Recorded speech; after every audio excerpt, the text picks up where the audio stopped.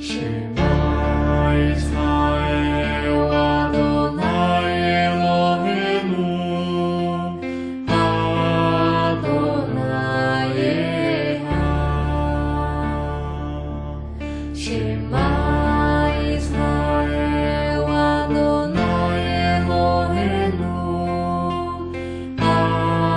Adonai Echad. Está no ar o programa Nossa Terra. Shalom, Ruth. Shalom. Shalom Alecha. É bonito isso, né? Quando você fala assim, Shalom Alecha.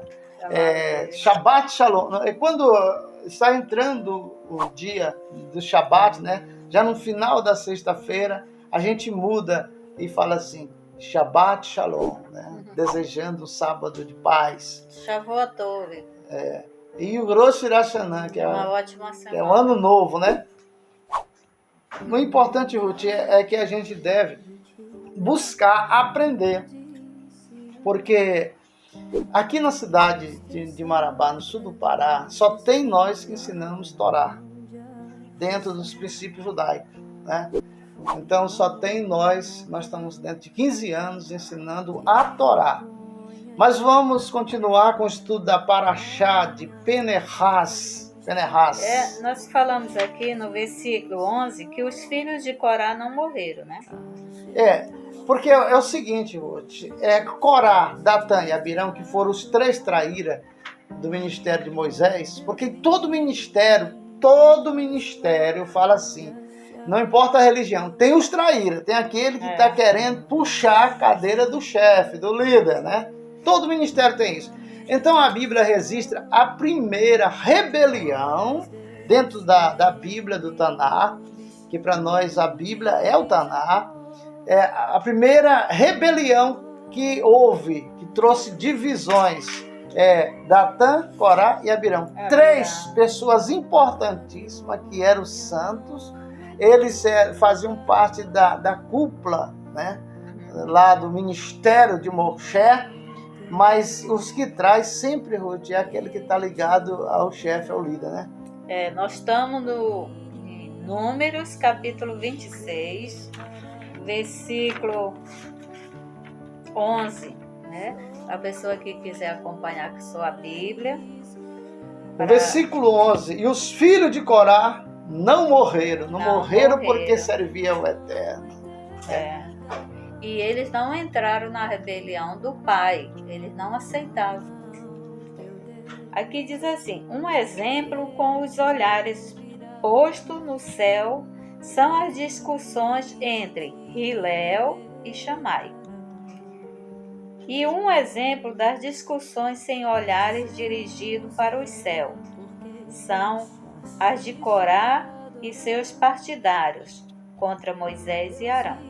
Sabendo o mal que a inveja é capaz de causar na vida da sociedade e na vida humana, individual, a Torá achou por bem chamar a nossa atenção por isso, prevenindo que e os filhos de Corá não morreram, para indicar que em todos os tempos, em todas as gerações, haverá gente com a mentalidade de Corá e seus seguidores.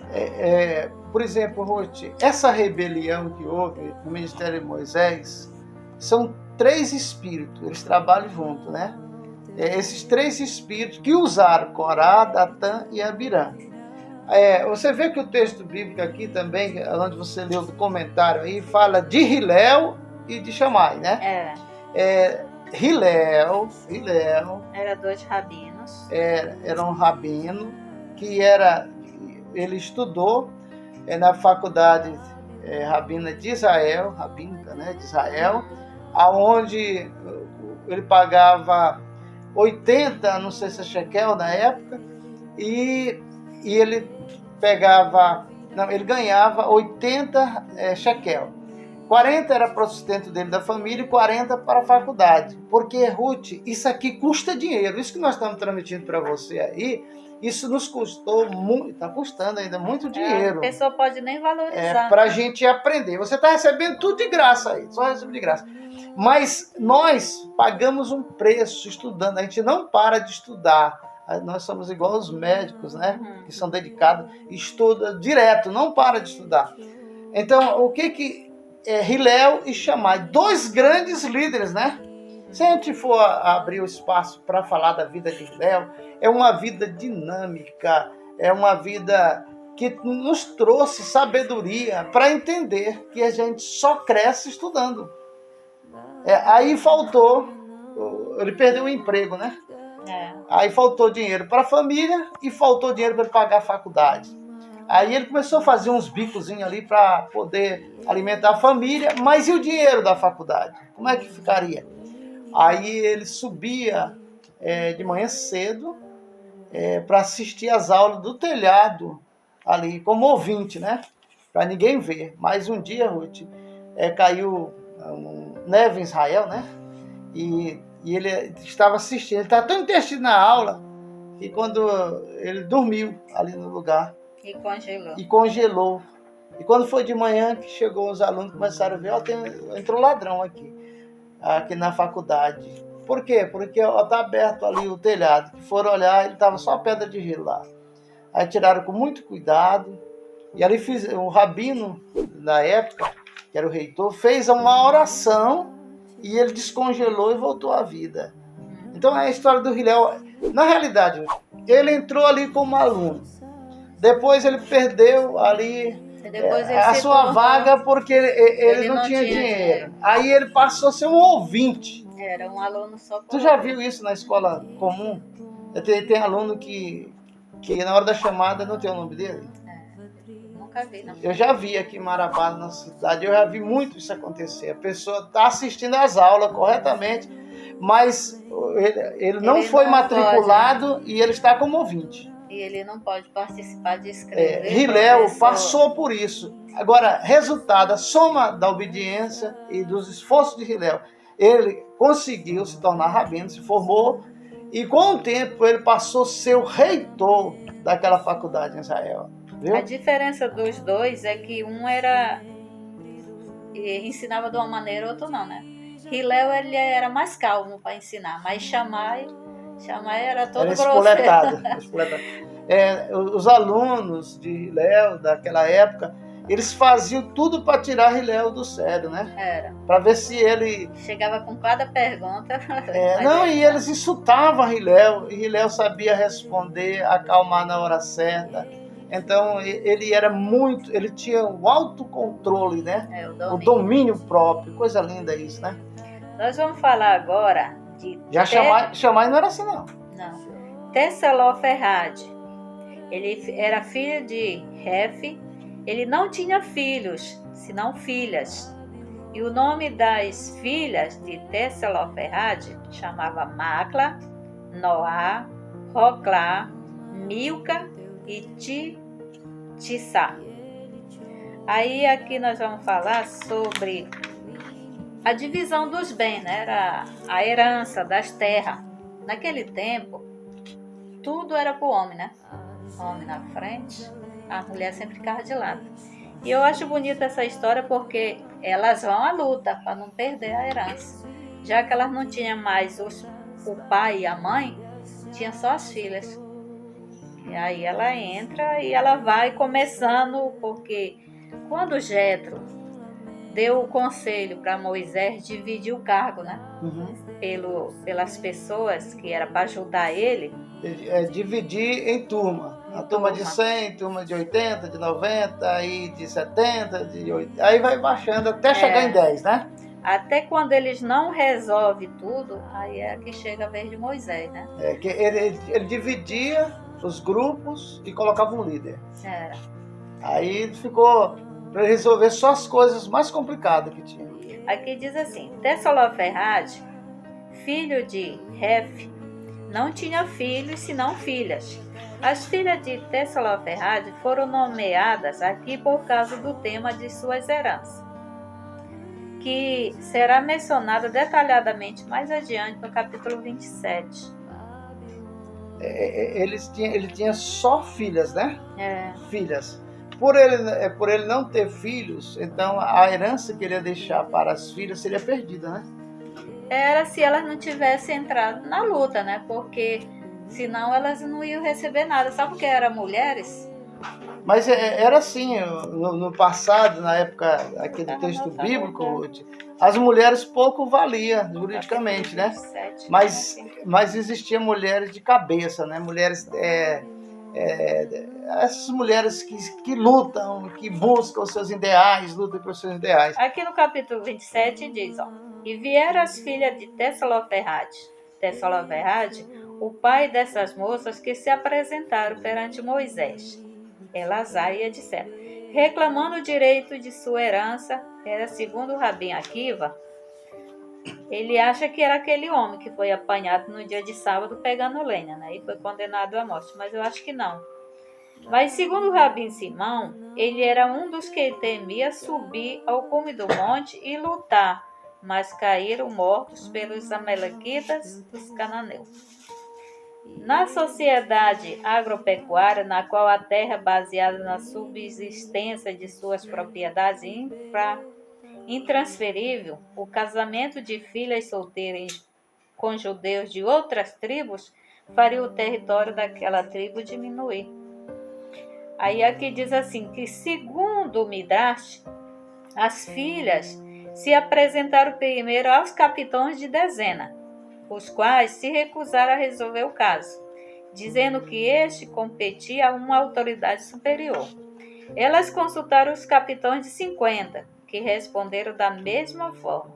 Seguiram levando o seu caso perante os capitães de centenas, e daí por diante as autoridades superiores. Porém, todas se declararam incompetentes até que chegaram a Moisés.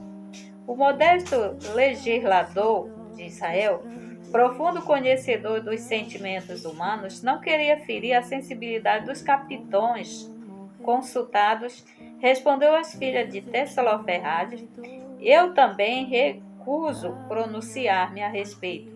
Existe um juiz mais eminente que eu, e levou Moisés a causa perante o Eterno.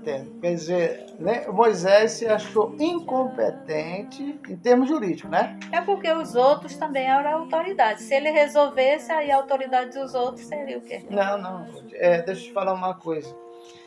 Toda autoridade religiosa, ela tem por direito, a obrigação, aprender a lei do país. Porque quando chega alguém para ser aconselhado em termos jurídicos, aquele líder, se ele não tiver conhecimento de parte jurídica de leis, aí ele já informa o seu líder. Aí o seu líder, que é maior que o de 20, né? Aí, se ele não tiver conhecimento, 50, vai passando até chegar no de 100. O de 100 não teve competência. Então, vai para quê? Para o líder maior. Quem é o líder maior? Moshe. Chega lá com Moshe, espera aí. Eu vou consultar quem é maior, quem sabe. Que é o Eterno. Porque muitos religiosos, muitos políticos têm quebrado a cara porque não fez o que Moisés fez. Ele tinha autonomia, autoridade de resolver, ele era o líder maior. Mas ele invocou ao Criador para buscar resposta para resolver o problema daquelas jovens. Então, o interessante é a gente sempre colocar Deus acima de todos os problemas. Ele tem resposta para tudo. Ele tem resposta para tudo.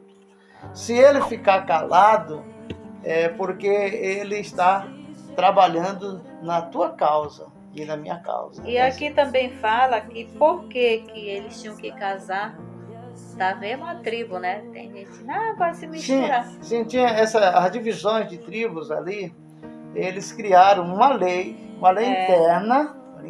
Isso não é para outras religiões, é só para a religião, é só para o povo judeu. Uma lei interna entre as tribos que a jovem ou o jovem tem que casar com uma pessoa da mesma tribo. É porque senão dividiu os bens, né? É dividir. as terras iam É. ser divididas. Porque quando tinha uma guerra e eles ganhavam a guerra, o despojo era dividido em 12 tribos. Era, Né? todos. Então, quando havia casamento de alguém de uma tribo com outra tribo ali, mesmo sendo de Israel, haveria dificuldade no repartir os despojos de guerra. Despojo. Aí nós vamos pro Aí sim, elas tiveram a resposta do Criador. do Criador. Do Criador. E aqui eu gosto de ver assim a história, porque elas foram as mulheres, que elas não ficaram de braços cruzados esperando, não. Elas foram à luta. E olha que vai com um, não sei, vai com outro. E isso eu acho que demorou dias, né? Para ser resolvido. Olha, Ruth, as leis hoje em dia do nosso país têm favorecido muito as mulheres. Quando aconteceu da luta das mulheres, que não começou aqui no Brasil, foi em outro país, que elas conseguiram ter o direito de votar e ser votada. Ó, votar e ser votada. Né? Porque antes elas só votavam, mas não era votada. Mas elas lutaram até ser votada. E hoje você vê tantas mulheres políticas desenvolvendo um trabalho até melhor do que certos homens. Mulheres prefeitas, vereadoras, Você vê, nossa região aqui foi eleita presidentes, 5 mulheres como prefeita de cidades aqui próximo nosso. motorista, né? Hoje elas trabalham em máquinas aí, que aviadora. De tudo a mulher, hoje ela pode, né? Porque na realidade, Ruth, o homem... Basta ela querer. O homem é uma alma, a mulher é uma alma. Agora, na realidade, existem normas e leis dentro do Taná da Bíblia hebraica que diz que o homem é o provedor do lar. O provedor. A mulher é quem edifica o lar. Isso são princípios bíblicos, né? Agora não quer dizer que a mulher vai parar, porque a Bíblia fala da mulher virtuosa, né, Ruth? Porque porque ela cuida do lar, ela não pode fazer outra coisa? Pode. Você vê que a mulher virtuosa que a Bíblia fala, ela pratica muita serviço diário, faz roupa, faz cinturões, faz isso para vender para os mercadores. E a mulher, mesmo trabalhando em outros lugares, ela nunca deixa de ser a mãe, né? Para cuidar dos seus filhos. Esse negócio de mãe, a mulher, mãe, isso é um dom de Deus. É a coisa mais linda, mais preciosa que tem na vida de uma mulher. Porque até os animais, né? Você vê, né? Uma cadela tem uns filhos, mas é aquele agarrado. A gatinha tem uns filhos, é aquele agarrado com os filhos, alimenta, cuida e protege. A galinha com seus pintinhos, né? Você vê, coloca debaixo das asas, dia de chuva, tá tudo frio, mas os pintos estão ali, ó, tudo debaixo das asas, tudo protegido. Então, é um dom de Deus, porque na realidade, Ruth, se hoje nós estamos aqui, nós somos um casal, estamos falando de judaísmo, em primeiro lugar, o Criador. Em segundo lugar, as mulheres que fizeram um compromisso depois ali, que atravessaram o Mar Vermelho. Do outro lado, Miriam, né, todas aquelas mulheres da época ali, de Israel, fizeram uma grande festa e um voto com o Eterno, né? Levantar todas as mulheres, cada um pegou seu primogênito, levantou... Eu não digo nem primogênito, digo seus filhos. Porque primogênito, às vezes, havia filho adulto. Ela não ia pegar um filho adulto e botar no braço. Isso são detalhes. Levantou os filhos em direção ao céu e falaram para o Hashem, para o Eterno, o Criador, né? Do compromisso de educar aquelas crianças no caminho. E passar de geração em geração. Quando a Bíblia fala, ensina a criança no caminho que deve andar, está se falando da mulher virtuosa, da mulher sábia que edifica a sua casa. Está falando da mulher que tem compromisso com Deus. Você vê que antigamente, quer dizer, o nosso mundo já evoluiu muito, né?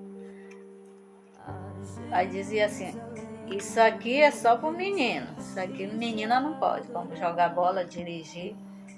E o homem não podia fazer nem varrer uma casa, nem lavar uma roupa ou ajudar lavar uma louça, qualquer coisa de mulher. tanto que já mudou, né? Isso aí, Ruth, foi evoluindo, né? Evoluiu. Evoluindo. Você vê que Porque dentro de uma casa é o direito do casal, né? Cada um ajuda ali no que pode. Se o homem está vendo a mulher perrear, lava a louça, ajuda a ver não lavar uma roupa ou varrer uma casa. Tudo. Quantas mulheres estão sustentando casa com o seu trabalho, né? Então, ela está fazendo mais do que ela tinha que fazer, porque mesmo que a mulher esteja trabalhando fora, mas ela mantém aquele padrão de mãe. Eu fico olhando também, eu gosto muito de observar as coisas, você vê os pássaros. Tem aquele chão de barro, tem outros tipos de pássaro, e na hora de fazer o ninho, quem faz é os dois. O João de barro, ele carrega aquele barrozinho e vai formando a casa, assim como uma fêmea também faz do mesmo jeito. E tudo trabalha junto, na hora de criar os filhos. Enquanto ela está chocando, ele está indo buscar a comida para trazer para ela, ou ela traz para ele, e ele fica chocando também os ovos. E assim o casal. Mas olha, Ruth, para as pessoas que estão assistindo, nós queremos desejar um dia muito abençoado, uma semana melhor do que a que passou. Se você quiser ajudar o programa, nós estamos com uma programação de comprar essas Torá para fazer doação. Nós moramos em Marabá, no sul do Pará, aqui no Brasil, e nós temos dificuldades porque a loja que vende, a livraria em São Paulo que vende para nós, né? Então se você tiver na sua casa uma Torá usada, quiser fazer doação para o programa, para a gente doar para outras pessoas, é melhor do que você mandar dinheiro. Porque para nós, nós queremos que aconteça o compromisso que nós temos com Deus, que é que o conhecimento de Deus encha toda a terra, não é isso, Ruth? Tem pessoas que pedem, né, a Torá, mas fica difícil. Hoje pela internet é tão fácil de pedir, né? Mas shalom, shalom, Adonai. Shalom, até o próximo. A aranha. Em determinada ocasião, um homem estava sendo perseguido por vários malfeitores que queriam matá-lo. Correndo bastante, tomou um atalho que saía da estrada e entrava pelo meio do mato. E no desespero, elevou a Deus uma oração da seguinte maneira: Deus Todo-Poderoso, faze com que um anjo venha do céu e tape a entrada da trilha para que os bandidos não me matem. Nesse momento, escutou que os homens se aproximavam de onde se escondia e viu que na entrada da trilha apareceu uma pequena aranha que de repente começou a tecer velozmente uma enorme teia. O homem se pôs a fazer outra oração, cada vez mais angustiado. Senhor, eu te pedi um anjo e não uma aranha. Senhor, por favor, constrói com tua mão poderosa um forte e alto muro na entrada desta trilha. Bloqueia o caminho destes homens. Então ele abriu os olhos, esperando ver um muro tapando a entrada, e viu apenas a aranha tecendo a grande teia. Os malfeitores estavam entrando na trilha na qual ele se encontrava. Por fim, o pobre homem já estava achando que o que lhe restava era mesmo somente a morte. Quando passaram em frente da trilha, escutou-os dizendo: Vamos entrar nesta trilha, disse um dos homens. Não, você não está vendo que tem até teia de aranha aí? Nada entra por aqui faz um tempão. Há outras trilhas mais adiante. Vamos procurá-lo nelas, respondeu o outro. Perceberam? Fé é crer no que não se vê, é perseverar diante do impossível. Às vezes pedimos muros para estarmos seguros, mas Deus pede que tenhamos confiança nele para deixar que sua glória se manifeste e faça algo como uma teia que nos dá a mesma proteção de uma muralha. Nunca desanime em meio às lutas. Siga em frente, pois Deus disse: diga ao fraco que eu sou forte. São nos momentos mais difíceis de nossas vidas que encontramos em Deus a nossa força.